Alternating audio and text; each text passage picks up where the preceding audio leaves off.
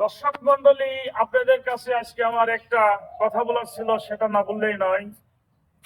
আমরা ছেলেরা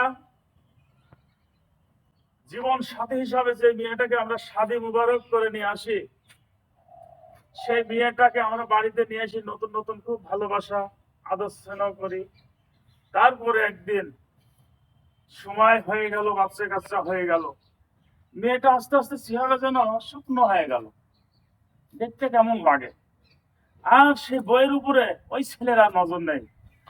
আরে বুকা ছেলে, ওই মেয়েটার খোঁজ কি কখনো তুই নিয়েছিস? একটা বাচ্চার মা হয়েছে, চেহারাটা দেখা যাচ্ছে রুগো শুকনো পাতলা। আরে বিয়াদব ছেলে, তোরও তো একটা মেয়ে হয়েছে, এই মেয়েটা বড় হবে, বিয়ে হবে, তোকে বিয়ে শাদী দিতে হবে। ওই মেয়েটার খোঁজ তো একবারও নিস না। আরে ওই মেয়েটা তোর জন্য ঘুমের থেকে উঠে ফরজের নামাজ আদায় করে, তোর জন্য রান্না বাড়া করে, তোকে ভালো মন্দ ভাবে খাওয়া দাওয়া দিয়ে তোকে বিদায় করে দেয়। ওই মেয়েটা, ওই মা, ওই বোন, সে খাইলো কি না খেলো, কি আছে কি না আছে, কখনো তো তুই এই বিয়াদব ছেলে খোঁজ নিস না। আরে ওইটা তো তোর বউ, তুইও তো কোনো না কোনো মায়ের সন্তান। তোর মাকে কখনো তোর বাপ কষ্ট দিয়েছে তুই দেখেছিস? দেখিস নাই। তাহলে কেন তুই পরে মেয়েটাকে কষ্ট দিবি? ওই মেয়েটা 100 ভাগ অধিকার তোর উপরে। যখন মাতা পিতা ছাড়ি তোর উপরে, তোর সাথে বিয়ে দিয়ে তোর ঘাড়ের উপরে যখন মেয়েটা আসছে, তোকে সম্পূর্ণ বহন করার দায়িত্বই তো তোর। তাহলে ওই মেয়েটাকে কেন কষ্ট দিস?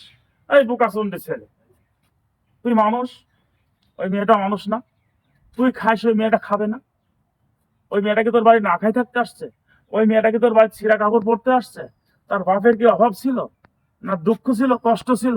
কোন জিনিসের অভাব ছিল? তুই ছেলেটা ভালো বলে তোর হাতে মেয়েটা দিছিল, অথচ তোকে ভালো বলে মেয়েটা দিছিল। তুই তো একটা জানোয়ারের বাচ্চা, তুই তো মানুষের বাচ্চাই না। তুই যদি মানুষের বাচ্চা হতে, তাহলে কখনো মেয়েটাকে কষ্ট দিতে না। ওটা মা জাত, ওটা মেয়ে, তোকে ভাবা উচিত ছিল। আসসালামু আলাইকুম।